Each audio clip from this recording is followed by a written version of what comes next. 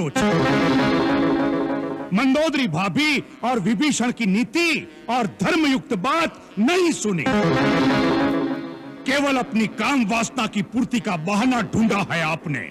इसी का यह फल है जो आज सारे लंकावासी भोग रहे हैं। शूर्पणखा मेरी भी तो बहन थी।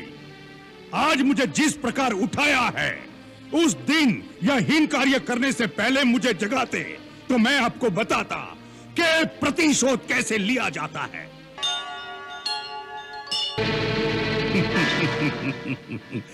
तीनों लोकों का विजेता रावण, जिसके आगे शस्त्रहीन, श्रीहीन और मानहीन होकर रह गया, उस पर भी आपने इस बात पर ध्यान नहीं दिया कि वास्तव में श्री राम कौन है। कुंभकर्ण!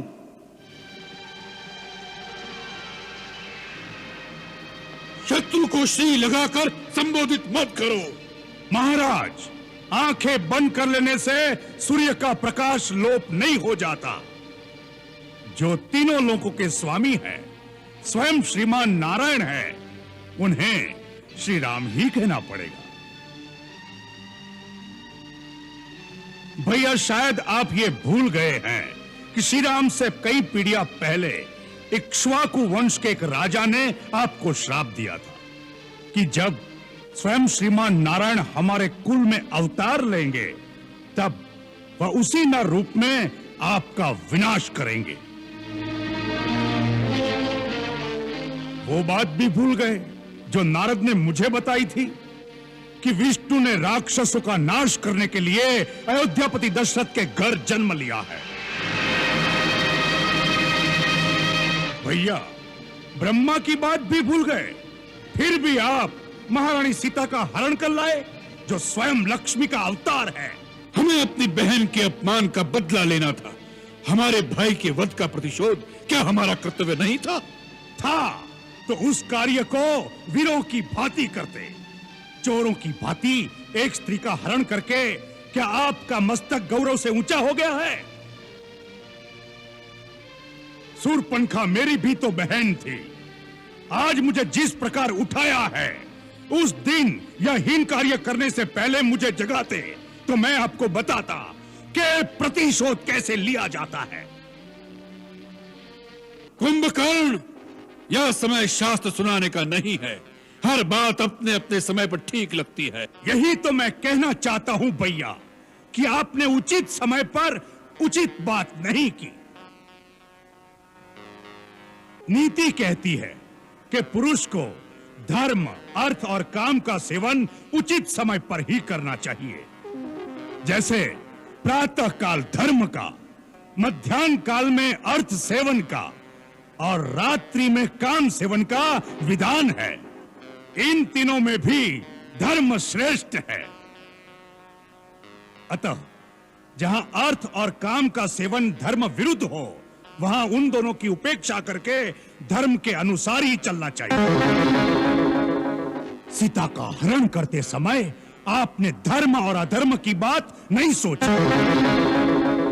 मंदोदरी भाभी और विभीषण की नीति और धर्मयुक्त बात नहीं सुनी।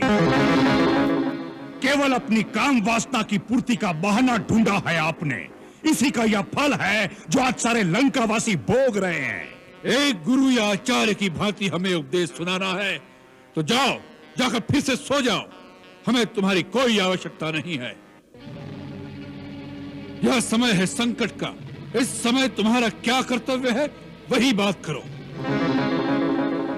मान लिया हमने भ्रम से नारायण को नहीं पहचाना। मान लिया अपने चित्त के मोह में एक स्त्री का हरण कर लिया। मान लिया अपने गौरव और अहंकार में हमने किसी का परामर्श नहीं सुना। इन सब बातों की चर्चा करने से इतिहास पीछे नहीं मुड़ जाएगा। जो बीत गया बुद्धिमान उसका शोक नहीं करते। भविष्य की चिंता कर्मयोगी नहीं करता। इस समय इस क्षण क्या करना है उसका ही निश्चय आवश्यक हो जाता है। तो निश्चय कर लो कि तुम्हारा अपनी जाति के प्रति, अपने भाई के प्रति कुछ कर्तव्य है या नहीं। तुम हमें शास्त्र सुना रहे थे। अरे शास्त्र में तो यह भी लिखा है कि यदि भाई ने कोई पाप भी किया हो वह अपराधी भी हो, तब उस संकट में जो उसका साथ दे वही भाई कहलाने योग्य होता है। अपराधी को तो शिक्षा सभी दे सकते हैं, परंतु भाई वही है जो संकट में साथ खड़ा रहे, सहायता करे, शिक्षा न दे। सोच लो, रावण के कारण ही सही, परंतु रावण के साथ राक्षस जाति का विनाश हो जाए, यह तुम्हें स्वीकार है या नहीं? तर्क का समय नहीं है। यदि मन में कोई संशय है, यदि कर्तव्य का पथ साफ दिखाई नहीं देता, तो युद्ध में जाने से कोई लाभ नहीं। जाओ, जाकर सो जाओ। रावण को अपनी आन निभाना और शान के साथ जीना और मरना दोनों आते हैं। जाओ।